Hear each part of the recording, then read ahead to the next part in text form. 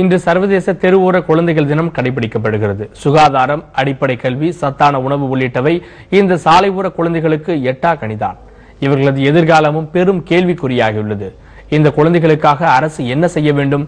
இயக்கத்துடன் கேட்கிறது சாலையோர சிறுவனின் இந்த குரல்.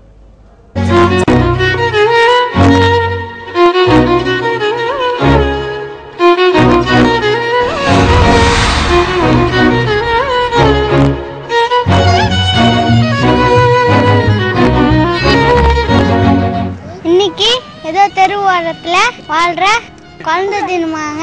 உங்களை கூட நீங்க ஞாபகம் வச்சிருக்கிறது ரொம்ப சந்தோஷமா இருக்கு. இதால குடும்பம் அது இதுன்னு ஓடிட்டு உங்களுக்கு எங்களை பத்தியும் யோசிக்க நேரமே இருக்காதுல்ல.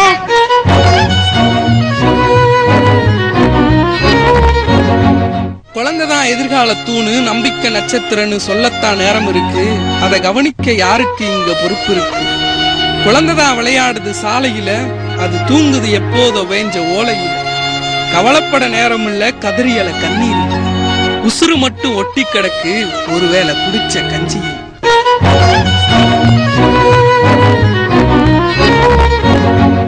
எல்லாம் எங்க தள்ளி எழுத்து. என் வயசுல இருக்கிற பசங்களாம் சந்தோஷமா இருக்காங்க. நேரத்துக்கு சோறு, சூப்பரான ட்ரெஸ்ஸு, ஸ்கூல் போறது, கிரிக்கெட் விளையாடுறது, முட்டாய் வாங்கி சாப்பிடுறதுன்னு ஜாலியா இருக்காங்க. எங்களுக்கு இதெல்லாம் இல்ல. வெயில் காலத்துல வேர்க்காம இருக்க வீட்டுல ஒரு ஃபேன் கூட இல்ல. குளிர் காலத்துல பத்திக்கிறதுக்கு நல்ல போற கூட இல்ல. அதை விட எங்களுக்கு ஒரு வீடே இல்ல.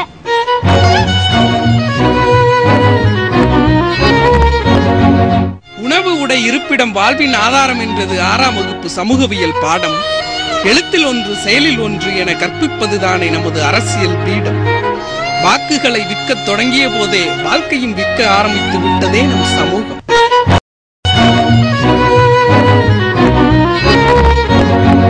அண்ணமா இருக்க குரங்குங்க வேப்பத்துல நாங்க குடியிருக்கோம்.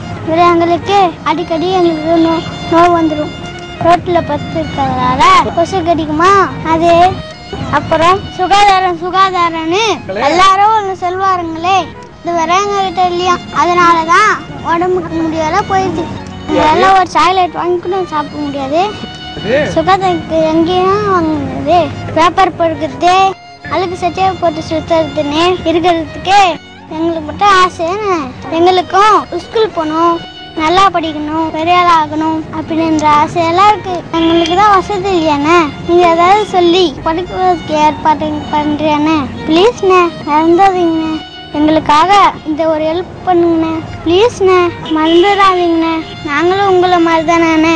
நெஞ்சு பொறுக்குதில்லையே இந்த குழந்தைகளை மறந்துவிட்ட நிலைகட்ட மனிதர்களை நினைத்து விட்டால். சத்தியம் செய்திகளுக்காக ஒளிப்பதிவாளர் சீனிவாசனுடன் டேனியல்.